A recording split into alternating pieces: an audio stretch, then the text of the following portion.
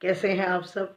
आशा करती हूँ पूर्ण रूप से स्वस्थ होंगे, कुशल होंगे, प्रसन्न होंगे और दीपावली की तैयारी में लगे होंगे। तो साथियों, बहुत ही पावन पर्व है, 5 दिन चलने वाला, आप सभी जानते हैं। तो अब इस वीडियो में मैं बात कर रही हूँ यम देवता की, कि इस दीपावली के अवसर पर जो हम यम का दिया जलाते हैं उसका क्या संबंध है, यम देवता की पूजा इस दिन क्यों की जाती है। तो साथियों, एक छोटी सी कथा भी है इस संबंध में, कि एक बार यमराज ने अपने यमदूतों से पूछा कि जब अनंत काल से तुम पृथ्वी लोक पर प्राण हरने के लिए जाते हो, तो क्या कभी ऐसा अवसर आया जब तुम्हें किसी के प्राण लेने में तकलीफ हुई हो, दुख हुआ हो, या तुम्हारा मन ना किया हो कि उसके प्राण लिए जाएं। तो यमदूतों ने संकोचवश कहा कि नहीं, हमारा तो ये कार्य है, ऐसा कुछ हमें नहीं होता, संकोचवश। लेकिन यमराज ने उनसे बड़े ही विनम्र शब्दों में कहा कि नहीं, याद करो, अगर कभी कुछ ऐसा लगा हो तो मुझे बताओ। तब एक यमदूत ने बड़ी हिम्मत करके और बड़े विनम्र स्वभाव में कहा कि हाँ, अक्सर ऐसा नहीं होता, लेकिन एक बार ऐसा हुआ कि उसके प्राण लेकर के आने में जो दृश्य हमने देखा हृदय विदारक, उससे हम बहुत रोए और हमें बहुत तकलीफ हुई। तो वो कौन सी घटना थी, उन्होंने बताई यमराज जी को कि हेमराज के पुत्र थे पृथ्वीलोक पर, एक हंसराज नाम के राजा थे। एक बार वो आखेट के लिए गए और अपने मंत्रियों से, अपने साथियों से वो अलग हो गए। अलग होकर के वो जिस राज्य में पहुंचे, वहां के राजा थे हेमराज। तो उन्होंने हंसराज का बहुत स्वागत किया। तो उसी दिन उनके यहाँ पर पुत्र का जन्म हुआ। तो उन्होंने कहा, हंसराज जी को कहा कि आप कुछ दिन रुक जाइए, और अभी मेरे बेटे का 5 दिन के बाद, 6 दिन के बाद जो छठी का एक पर्व होगा या मनाया जाएगा खुशी, उसको आप अटेंड करके जाइएगा। तो वो रुक जाते हैं। तो उसी दिन भविष्यवाणी होती है, एक देवी बताती हैं, और जो पंडित थे, विद्वान थे, उन्होंने भी बताया कि ये बच्चा विवाह के 4 दिन के बाद मर जाएगा, इसका देहांत हो जाएगा। अब हाहाकार मच गया। हेमराज के घर में तो बहुत अधिक एकदम वातावरण जो है वो दुखद हो गया। तो हंसराज राजा ने कहा कि चिंता मत करो, इसको कुछ नहीं होगा, इसकी रक्षा मैं करूँगा। और उन्होंने क्या किया कि यमुना नदी के तीर पर एक गुफा बना दी और वहाँ उसका पालन पोषण होने लगा। तो 2 प्रकार की कथाएं हैं कि एक बार वो बाहर तट पर थे यमुना के, और उसी समय वहाँ पर एक कन्या आती है और वो आसक्त हो जाते हैं। हेमराज के बेटे जो हैं वो उस पर आसक्त हो जाते हैं और उनसे गंधर्व विवाह कर लेते हैं। और ऐसा ही होता है कि 4 दिन बाद उनकी मृत्यु हो जाती है। तो बहुत ही हृदय विदारक वहाँ पर स्थिति हो जाती है कि 4 दिन पहले ही उनका विवाह हुआ था, और वो नव विवाहता का रुदन, माता पिता का, सबका वो देख नहीं पा रहे थे यमदूत। तो उन्होंने कहा कि उस दिन हम बहुत ही रोए थे और हम बहुत मुश्किल से उनके प्राणों को यहाँ तक लेकर आए, ऐसा यमदूतों ने कहा।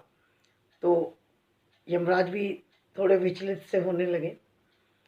तो यमदूतों ने कहा, महाराज, कोई ऐसा उपाय नहीं है कि किसी की अकाल मृत्यु ना हो, असमय मृत्यु ना हो। तो उस दिन ये यमराज जी ने कहा कि जो व्यक्ति धनतेरस के दिन, त्रयोदशी के दिन मेरे नाम का दिया जलाएगा, धन्वंतरी के नाम का दिया जलाएगा और मेरी पूजा करेगा, दक्षिण दिशा की तरफ मुख करके मेरे नाम से दीपक जलाएगा, उसको इस तरह से असमय मृत्यु का सामना नहीं करना पड़ेगा और उस घर में अकाल मृत्यु भी नहीं होगी।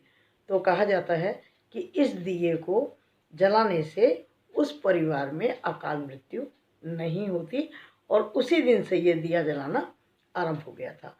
तो साथियों, मैं ये कहना चाहती हूँ कि सबकी अपनी अपनी परंपरा है।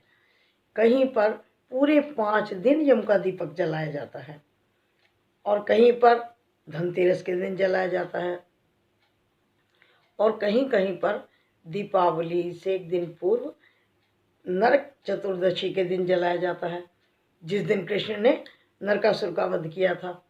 तो उस नरक चतुर्दशी को दीपक जलाया जाता है। यमराज के दीपक की, यम दीपक की बात कर रही हूँ मैं।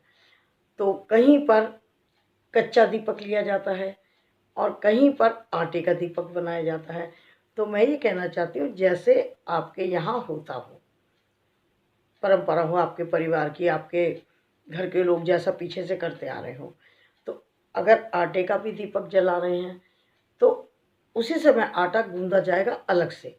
अपने रखे हुए आटे में से वो दीपक नहीं बनेगा, अलग से आटा आप टाइट करके गूंद लेंगे और उसका पेड़ा बना करके, जैसे रोटी के लिए होता है, और उसको इस तरह दबा करके आप चारों तरफ से वो कटोरी जैसा बन जाएगा, बना लेंगे आप लोग। और कहीं कहीं पर एक बड़ा दीपक लाया जाता है। कहीं पर परंपरा है कि चौमुखा दीपक जलाया जाता है। इतनी लंबी लंबी 2 बातियां बना लेते हैं, एक को ऐसे लगा देते हैं, एक को ऐसे लगा देते हैं। तो उनमें जब क्रॉस करके वो इस तरह लग जाती हैं बाती, तो वो चौमुखी यानी चारों तरफ उस बाती का मुख हो जाता है, उसको जलाते हैं। कई जगह पर एक मुखी दीपक जलाते हैं और उसका मुख दक्षिण की तरफ करते हैं, क्योंकि यम का स्थान दक्षिण में है। तो जैसी आपके यहाँ परंपरा हो, मेरा कहने का मतलब उस तरह से करिएगा। जो बात मैं आपको बताना चाहती हूँ कि दीपक को कभी भी डायरेक्ट ऐसे ज़मीन पर नहीं रखते हैं, उनको सिंहासन दिया जाता है, एक आसन दिया जाता है। तो आप थोड़े चावल या उड़द की दाल, जो भी, क्योंकि यम का दीपक है तो उड़द की दाल भी चलेगी, या गेहूँ या चावल, उस जगह पर आप दरवाजे के बाहर इस तरह से रख के थोड़ा सा उसके ऊपर उस दीपक को रखेंगे। अब जो लोग धनतेरस के दिन जलाते हैं, ठीक है, 12 दिए तो अंदर ही जल गए, वो 13वां दिया जो है वो काफ़ी रात के बाद बाहर रखा जाएगा, अपने दरवाजे के बाहर। यम का दिया कभी घर के अंदर नहीं जलाया जाता है। अगर अंदर आपने जला लिया कोई बात नहीं, लेकिन समर्पित होगा बाहर आकर दरवाजे के दाहिनी तरफ। जब आप बाहर निकलेंगे तो जो आपका दायां हाथ होगा उस तरफ आप उसको रखेंगे। और अगर एक मुखी जला रहे हैं तो उसका मुख आप दक्षिण की तरफ कर देंगे और पुष्प रख के, रोली लगा करके, जिस तरह से आप पूजा करते हैं बाकी दीपक की, उसी तरह से उसको भी पूजा करके अपने दरवाजे के बाहर रखना और हाथ जोड़ करके यम देवता से प्रार्थना करनी है कि हमारे परिवार पर कृपा करना और सबको स्वस्थ रखना, कोई भी अकाल मृत्यु इस तरह की कोई भी घटना कभी हमारे घर में ना हो। ये उनसे कह करके वहाँ पर समर्पित कर देना। लेकिन उस दिए को रखना कब है? तब रखना है जब आपके घर के सभी सदस्य घर में आ जाएं और किसी को बाहर ना जाना हो। सबसे लास्ट में, यानी कि जब आप बिल्कुल सोने की तैयारी कर रहे हैं, उस समय आप उस दीपक को रख करके अंदर आ जाएंगे और जब वो दीपक शांत हो जाएगा, मतलब बंद हो जाएगा सुबह के टाइम में, तो उस दीपक को आप घर के अंदर नहीं लाएंगे, उस दीपक को बाहर के बाहर ही आप डाल देंगे।